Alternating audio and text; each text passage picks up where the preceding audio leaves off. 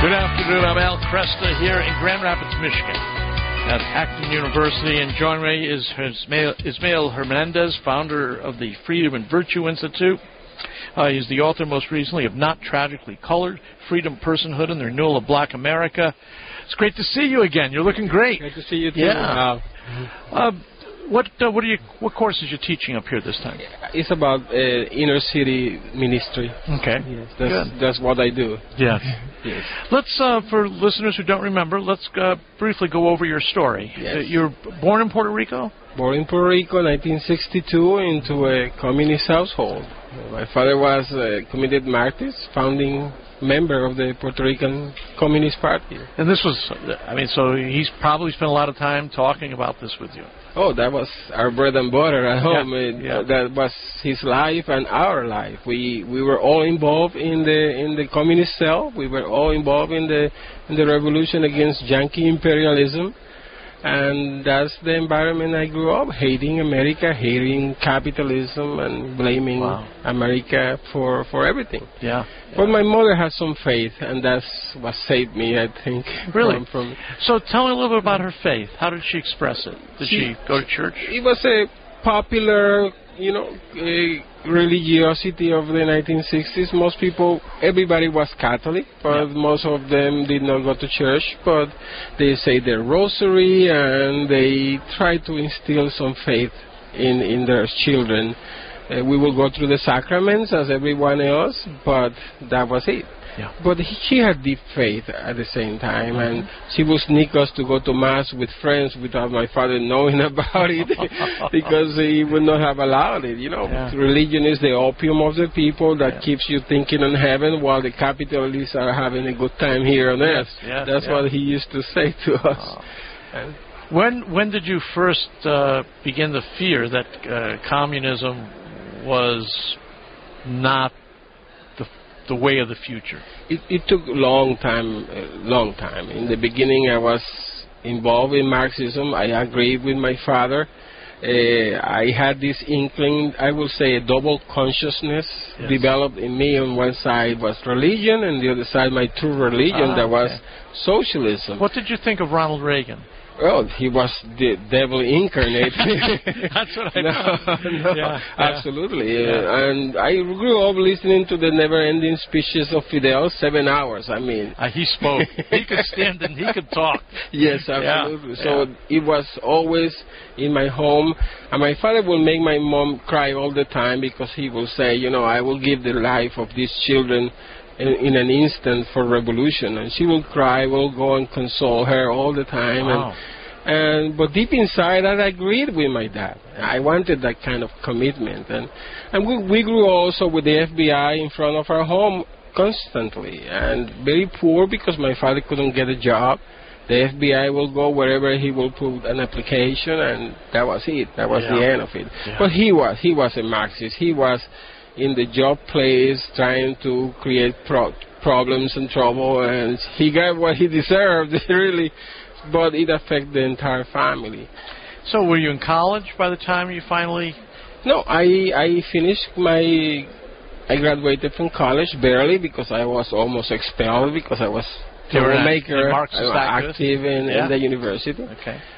But I decided to join the Jesuit order of all places. I decided to become a Jesuit to merge that double consciousness. This is the 1980s. Liberation theology was a way of going at it. Yeah. Absolutely, and it was almost a requirement to enter Jesuit seminary there to be a Marxist, or at least some kind of left-wing radical. This in Puerto Rico. In Puerto Rico, exactly. Okay. It was very different here in the United States. Right. But I thought I could merge that double consciousness by becoming a Jesuit, and my father was very happy for me, even though he didn't believe. Did Fidel had a Jesuit background, didn't he? Absolutely, yes, he did. He did. And I was looking forward to go to Nicaragua to study philosophy with the great liberation theologians, Ignacio Ellacuría, Juan Luis II, Gustavo Gutierrez. And they just had the Sandinista revolution down there. And that was my goal. And that's when 7 Jesuits were murdered in El Salvador. Right. I was in the seminary then. Wow. I was going to be living in the home where they were massacred. And out of concern for us, They did not send us to Nicaragua. Who were your favorite liberation theologians? It's Juan Luis II, absolutely, definitely. Yeah. He was really the great architect of liberation theology. Many people don't know that liberation theology did not start in the favelas and the barrios of Latin America. It started in the universities of Europe. It's true. a European construct that was imposed on Latin America. However, I was looking forward to that, and it never happened. And that's when I left seminary. I actually have a book by John Sobrino with me in my office here. Really? Yeah, isn't that funny? He was writing on natural disaster in the poor, and I just picked it up on my way here. I haven't read it yet, but I just thought, look, I don't usually read liberation theologians, but I mean, that's when I decided then to come to America, to come to the guts of the monster, as we used to call this country, and I landed at the University of Southern Mississippi, of all places. I remember this. I remember how funny this is. Of all places to go, Mississippi, probably the state with the greatest reputation for institutionalized racism in the United States. Absolutely. So you can imagine the shock of cultures, and all my fears were going to be affirmed. And it did not happen that way. Well, let me ask you this, too, because in that sense, your story is not that of a lot of African Americans, because you're from the Caribbean, right? I mean, so your understanding of race is a little different, I would think. Yes. Well, I have a contrast that is missing sometimes in people who are Native Americans here in the United States. Yeah. So the Puerto Rican race relations are a little bit different. Yeah. Racism exists there as it exists here. It's a different flavor. So I do have a different perspective. However, at that time, as a Marxist, I was aligned with what you call then the orthodoxy of race relations that prevailed in the United States. Okay. So you didn't make that. You basically were in solidarity with the far left on race. Absolutely. Although race was an epiphenomenon of class, which is different from many black liberation theologians who think that race itself is the problem, not class. Yes. However, yes, I was aligned with the Marxist understanding of race relations. And because there's a whole school of black theology, James Cone. Yes. Were you studying economics? No, political science. Political science, okay. Yes. And so then, when do you begin to? You're in the belly of the beast here in the United States. Yes. When do you begin to think that your Marxist foundations may not be as stable as you thought? It took a few years, but a few things happened to me that began to shatter my safe assumptions. One of the things that happened to me was right away, I had good grades doing my master's degree, and they gave me a full scholarship, paid me all my studies, and I did not even apply for that scholarship. Wow. They saw something in me, and they rewarded it. And that gave me a different understanding of the human person. I began to understand the dignity of the human person as an individual, made in God's image. As a socialist, your dignity comes from being a faithful drop in the great wave of revolution. You're a faithful drop, and you do your duty as a revolutionary. You have meaning. Apart from that wave, your life means nothing. You are an accumulation of atoms that happen to merge in a certain way, but there is no such thing as human dignity for its own sake. And I, here in America, began to see that Americans value the human person. And here you were rewarded for your individual work. Exactly. And isn't that fascinating? And I began to see myself eventually as a unique and unrepeatable human person made in God's image. Not just a drop in this wave of revolution. Yeah, we have our dignity comes from the double moral capacity of self-realization. We have a reason and we have the will. Yes. We can know the truth, we can do the good. And that is an individual choice, not simply communal experience. And that's the beginning for me. And the second thing was that what you Americans call poverty was a joke compared with the kind of poverty I grew up with. So we don't know poverty like you know poverty. Exactly. So everything that were my safe assumptions about socialism began to be shattered slowly. And the third thing happened that was not supposed to happen was that the Berlin Wall fell. Yeah. And that wasn't supposed to happen. That's right. And all of these things begin to merge. So when Soviet-style communism collapses like that, do you acknowledge that experiment failed, or do you say, well, they just did it the wrong way? That's the classical excuse of the Marxists. Socialism has not been tried. The real socialism has not been tried. Yeah. We will recover from this. This is another situation in the dialectics of history. Right. But eventually, you have to be honest with yourself and realize that the whole thing just collapsed because it doesn't work. Yeah. But it took me some time. It cost me my relationship with my father too, because he would never accept my change of heart. How old were you when that relationship with your dad began to break down? In my late 20s. Yeah. Well, late 20s. Yeah. He was in his 70s, late 70s. Yeah. So he died a communist. However, he told me at the end of his life, he was praying the rosary. Really? At the very end of his praise life. God. And he began to receive communion. Yeah. He never spoke about it. But he was doing it. And he told me, Ismael, I don't agree with what you have chosen, but you better not be a fence-sitter. You have to stand in your convictions, because that's what he did all his life. He left an extensive FBI file, 40 years of communist activity, and he fought for what he believed. Yeah. And I have seen that in America, and even among Christians, sometimes we just talk the talk. We talk about freedom, we talk about liberty, but we don't have any skin in the game. We don't have any skin in the game. I say that we are bored in our own affluence. Yeah. And that's why we don't really fight for what we believe until the whole thing, like the Soviet Union, can crumble down on us. Yeah. So, how long after the collapse of the Berlin Wall did you come into full communion with the church?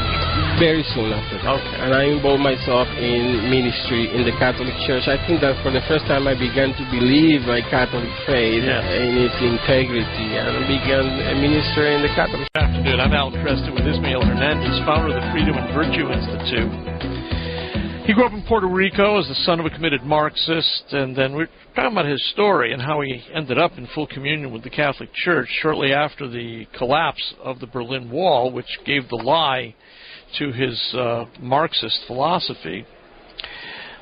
So where do you go, though, after that? So you see the Soviet Union collapse. You see you've evaluated Marxism and you've found it a failure. Where do you go from there? Do you pick up another ideology, or do you just get out of the fight? No, it's interesting that my experience was first an experience of freedom in America, and eventually became an intellectual quest for freedom. Okay. It was not the other way around. I would not have read anything different from what I believe, because that was junkie propaganda. You stay away from those ideas. But eventually I began to read. I did not align myself with any kind of ideology, but I saw something in America that was valuable. And eventually I embraced the ideas of freedom that this country offered. But it was an experience of living out freedom. Yeah. And then eventually learning about freedom. Hayek, Mises, I learned about the Founding Fathers, the Federalist Papers, many other, Thomas Sowell and Issues of Race, and many others that convinced me that I have missed an incredible intellectual wealth that I embrace eventually. Well, talk to us now about the work that you're doing at the Freedom and Virtue Institute. As I engage my faith again, I become a worker at the Diocese of Venice in Florida. For 15 years I worked among the poor in the Diocese of Venice, African Americans and Hispanics mostly. And I saw the assumptions of socialism alive and well in the way we treat the poor, and the way we do ministry sometimes. And that's when, after those years, I eventually decided to start the Freedom and Virtue Institute to teach a set of principles. A set of principles that then will lead us into action in how to help the poor. Normally what we do with the poor is that we feel sorry for them and we hand them stuff. And I always say that under the weight of the free stuff we dump at people lies their dignity, waiting to be rescued. And that's why I decided to start the institute that teaches the principles of a free and virtuous society, that changes the discussion from what is poverty to what is human flourishing. Yes. And how can we help people to flourish so they can meet their needs using the ideas of freedom, but also the ideas of faith to help the poor. And that's what we do through training. We have a wonderful training on effective compassion for churches and nonprofits, where we teach people the ideas of subsidiarity, the ideas of the 7 principles of effective compassion of Marvin Olasky, who has done the training with us. Is a very good friend of our institute. Marvin's a good friend of mine. I've known him for years. He and I did some writing together many years ago for the Capital Research Foundation. Yeah, wonderful. And his work at World Magazine has been spectacular. Absolutely, absolutely. His book, Tragedy of American Compassion, very important. I'm sure it was important for you, absolutely. Too. It's at the heart of our training for churches. And we go all over the United States training churches, mostly evangelical churches. Why is that, do you think? Because you've mentioned this to me before, and we've kind of skated over it, but I want to ask, why would evangelical Protestant churches find your approach would more quickly see the value of your approach than Catholic parishes? I think that we have forgotten our own tradition. The principle of subsidiarity has been abandoned in many dioceses, and even in the list of social justice principles of the bishops is absent. So when you begin to talk about a different way of helping the poor that is different from the traditional way of handing stuff to people, helping people connect to the manacles of government bureaucracies, then you begin to be looked as suspect, as if you are trying to introduce politics into the exercise. When we're trying to leave out our faith. You're trying to, I was going to say, you're trying to leave politics as much as possible out of it. Exactly. Yeah. Exactly. It is sad, but it happens, and many times it's because our institute believes very strongly that the church needs to renounce to government funding. I believe that we need to make a radical commitment. We are either the hired hand of the state or faithful Christians present among the poor. Let's stay with that a little bit. Yes. The Catholic Church in America often partners with government to achieve certain ends. So, for instance, the U.S. Council of Catholic Bishops had contracted with the federal government to do some work on human trafficking. They ended up losing the contract a few years ago because they refused to reform for abortion or contraception, as I understand it. Yes. And they lost the contract. In Illinois, the Catholic Social Services there were no longer able to continue adoption ministry because the state of Illinois refused to work with them because the Catholic Church wasn't releasing adoptive children to unmarried couples, heterosexual or homosexual. So the entire state of Illinois now, I think, has no Catholic adoption services. Is that what has to happen?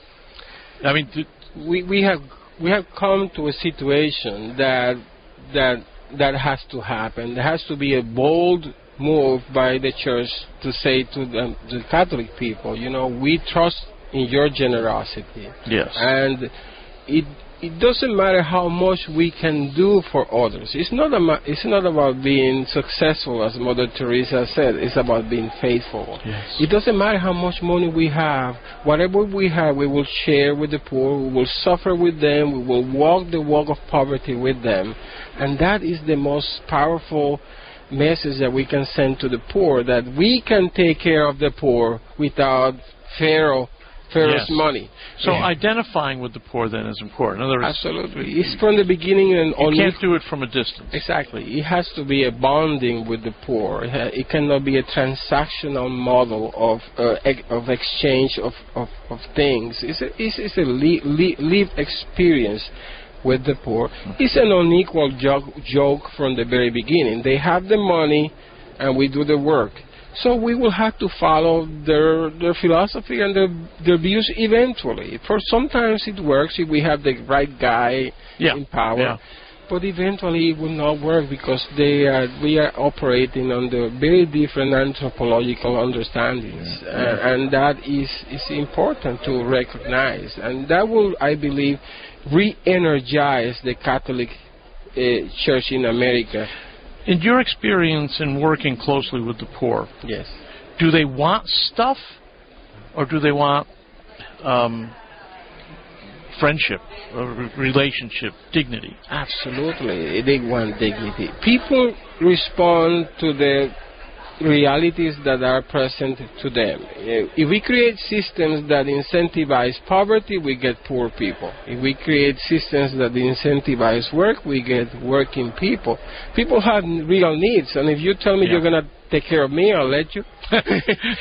So don't blame the poor for responding to the kinds of systems we have created.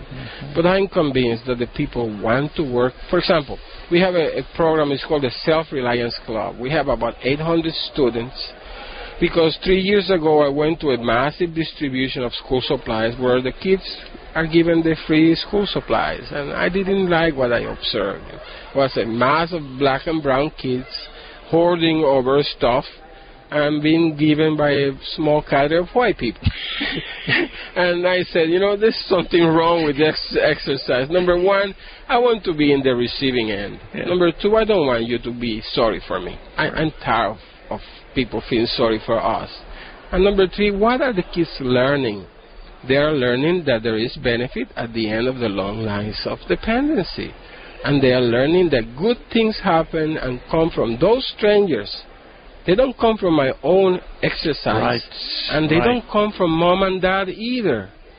And that is not loving the poor. It's treating the poor as if they are our pets. You have your pet, you put the bowl of food there, and he comes every day for his food, and you pat him on the head and makes you feel good. The care and feeding of the poor. Exactly. Yeah. So we decided, is there a better way of doing this? So we started clubs at the public schools where the kids work in entrepreneurial initiatives at the school site throughout the year. We pay them for their work, and at the end of the year, we take them to a BB&T bank, our banking partner, where we hand them their earnings. They open their own savings accounts, and with that money, they can buy their school supplies, their uniforms, everything that they need, and they earn it themselves. The need is met because what's real, what is met in a different way. Oh, so when we involve the poor, that is the authentic Catholic social justice that respects the poor. It's not simply feeling sorry for the poor. Yeah. So getting a job, helping find employment, coming up with creative ways of we have a program. It's called Jobs for Life. It's an 8-week program where it's biblically based, an intensive program where we help people get jobs, and we recruit Christian employers that are willing to become the mentors of those they hire. And it's going very well. So getting a job, getting married and staying married, and having a child after you are married guarantees that you will not live in poverty. Interesting. Interesting. And that's the answer. The answer is in the book of Genesis. In the beginning, God gave us each other, man and woman, and He gave us work, tend the garden. Yeah. The answers are in the beginning. Yeah. And we had to rediscover our own faith and our own tradition. and stop trying to write grants and do the bidding of the state. Well, it's very frustrating. I've seen it happen. Yes. Good people begin getting involved in that grant writing process, and before you know it, their attention is trying to figure out how to get stuff out of this alphabet soup of programs, and they find all kinds of weird things. You can get money if we do this over here, we can apply for this grant over here, and a lot of time gets taken up figuring out how to write grants. Absolutely. Yeah. The one who gets the best friends in government and the best grant writer gets the money. Yeah. And not the one who does the best work. When you go into a community where there's poverty, what's the first thing you do? The first thing we do, we go to the churches. Yes. The church used to be the hub of the community, but still has some power and some presence, especially in minority communities. We get to know people, and we get to know then the neighborhood. You have to have a presence with individuals. When you say the poor, you're not saying anything.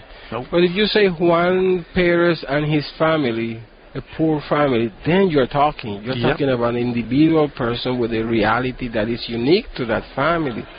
And then you attend that unique reality of the family. And you have to forget about the large numbers, how many bags of food you pack, as if that is success. No, you have to get an encounter with the poor, have a bonding with the poor. Isn't that a serious problem, though? Because most people do evaluate their success, and how many blocks of cheese have I passed out? How many government surplus food? How much have I passed on to people? And your model, you're basically living with people, and I think I think most parishes would find that hard to accept. Yeah, and the problem is that we have not taught our people the Catholic principles of, for example, the preferential option for the poor. What does that mean? Does that mean that giving money to charities? No, it means that we prefer the poor. We want to have an encounter with the poor. We want to be there with them. We get to know them. Yes. It has to be not a hierarchical model where I'm here with the stuff, you're down there without it. It has to be, and that's what we had done in America. We have allowed the state to take control of the care of the poor, and that's not the what would happen model. It's hard to imagine dioceses saying no to government funding, because they see they say, well, we're helping people doing this. I guess the question would be, is anybody talking about a new model for success? In other words, what counts for success in carrying out the spiritual and corporal works of mercy? Yes. And I'm afraid that discussion hasn't gone very far in Catholic circles, anyways. And part of it is when you're already invested in receiving government funding, you have a structure, you have people employed. Yes. It's very difficult to then look the other way when those things do not look as if there's anything wrong with them, right, until a crisis comes. And we have seen how an entire department can disappear, right, an entire project can disappear, right, overnight, precisely because we did not think this through carefully. So we need to start with the baby steps and go in creating simple, meaningful projects. And that's another problem. Simplicity is so important. Bureaucracy is the necessary response to complexity. And we have created these bureaucracies in our systems, yes, that really eat up most of our resources. Why do we have to have these large budgets when we have to have a little bit of intelligence to begin to create programs? Let me give you an example. Sure, our Self-Reliance Club with children, I haven't had to hire one person, and we have about close to 600 students in the clubs, and it's going very well in 7 schools. We'll have 7 more next year. Yeah. And why? Because we made the teachers in the public schools became our staff.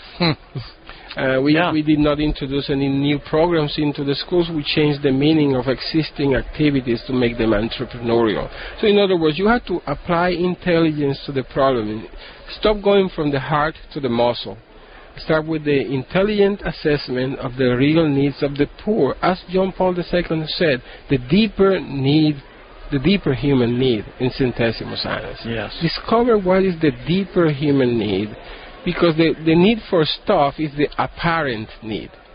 It seems to be the problem that people don't have food, but there is a deeper problem. And if we begin to look at the problem in a different mode, you begin to see things differently. And again, the problem is not what people lack. The problem is how help them flourish, how them become active participants in a life built by themselves instead of passive recipients of our magnanimity. So we become the protagonists of the story when we have a lot of stuff to give. Yeah. That's right. And they become the scenery in the drama of our good intentions. The power to define is the power to control. If you're the one telling the story, then you're controlling all the characters. Absolutely. Yeah. So you have to make a decision. As a bishop, as a pastor, okay, who we are from being to doing, who we are, what we want to do, and from there then you begin to recreate Catholic ministry in a different way. Yeah. Now, these principles are in, right? Not tragically colored. Not tragically colored, yes. Freedom, personhood, and the renewal of Black America. Yes. The number that comes up most commonly, 75-76% of African American births take place now out of wedlock. Absolutely. That is, truly unbelievable. America generally, I think, is getting close to 50%, yes. Just the whole. So this is not simply the problem of one community. No. But when you get 3 out of 4 births out of wedlock, those poor kids are growing up with expectations that family is not very stable. Absolutely. The family, as the family goes, so goes the nation. Yeah. And it did not used to be like that in the Black community. No, it was when Daniel Moynihan published his report back in the 1960s. I think it was around 20%. 25%. 25%. Yes. Okay. From 20, they moved for more than 100 years, and there were studies that even during slavery, it was roughly about 20% of kids. So it was somewhat stable. Born out of somewhat stable. So he called it the Black family pathological in 1972 with that report. I call it the good old days now. Yeah, right. The pathological good old days. Yes. Yes. Is this able to be talked about? Race is a big. It bothers me to no end that race is as difficult to talk about today as it was 25 years ago. And that's concerning. My book is all about the problem is not racism. The problem is race, racialism, the inordinate attention to race. Yep. And we have forgotten the unique, unrepeatable human person in front of us. And we have to realize that what is important is the person. And if we continue to insist on race to try to heal the problems of race, we will still be smacked down back into race. Because it's identity politics. Absolutely. And those who are complaining the loudest about inequities in the Black community have a vested interest in keeping those inequities there. Absolutely. Let me give you a very quick anecdote. I have a daughter. My wife is African American from Southside Chicago, and she graduated from Bishop Barrow Catholic High School, a very good school in our area with good grades. She goes to a university for a scholar's night, and she starts looking around that all the kids in that night were Black, and said, there are no white scholars in this college, And she eventually realized that it was a gimmick to bring Black and brown kids to the university to get punch the card that they had this percentage of Blacks in, and we are diverse. So she was a specimen of a group, Right. They did not see her as an individual. They did not see her. They saw the label of race, and that's the problem we have in America. The label of race is the problem, and when we begin to renounce to that to that idolatry of race, we will begin to see our way out of this problem. Yeah. I mean, we elected a black president 8 years ago, and things are actually, seems to me, to be worse. It's harder. I find it more difficult to talk about race today. I mean, we got groups like Black Lives Matter, which actually says that if you say all lives matter, you've uttered a racial epithet. Absolutely. I mean, that's crazy. It is crazy. But, you know, it's a dualism. Again, in Black America, we have a dualism that really hurts people like me. You know, the best thing that some of them say about me is that I'm Uncle Tom. That's the nicest thing. But, I'm sure. I don't care about it. But it's a dualism. We have this body consciousness, radical separation. And what makes me black is my consciousness, my black consciousness. And who determines what is the black consciousness? A self-appointed elite. Right. That then says, you don't have black consciousness, then you're not black. Well, who gave them authority over my life, you know? No one. So we have to renounce to that dualism and see that what made us be affected by racism was our skin. So we are whole, unified wholes, persons with a consciousness and also with the body. So the person has the right to determine his own path as an individual. Yes, a member of a culture, but that's secondary to the human person, which is primary. So if we go back to the person, back to the human person, back to sound Catholic anthropology, we will see that race is really a distraction that doesn't allow us to see the other. Yeah. It's not that we don't see race, it's that we see race, but we understand that it is inconsequential for me to accept the other person. So my book tries to present a new way of looking at black reality, where we go back to the human person. Do you foresee any great breakthroughs in this conversation in the future? It doesn't look like that as we speak. In part of it is the leadership who should have done something. You know, if anyone could have healed the problems of race in America, was our president. Yeah. He had a unique opportunity to transcend the divide, and he has exacerbated the divide, unfortunately. He knows better, too. That's what bothers me. Yes. He knows better. Absolutely. His success all through his career was that he transcended race without forgetting it. And the problem is that now he is exacerbating a victim mentality on white people, too. I know. Who see themselves now as victimized, although some of it is a phantom. It's not that they are being victimized, but it's a consequence of the entire racialist ideology. Good afternoon, I'm Al Cresta. With me, Ismael Hernandez, author of Not Tragically Colored, Freedom, Personhood, and the Renewal of Black America.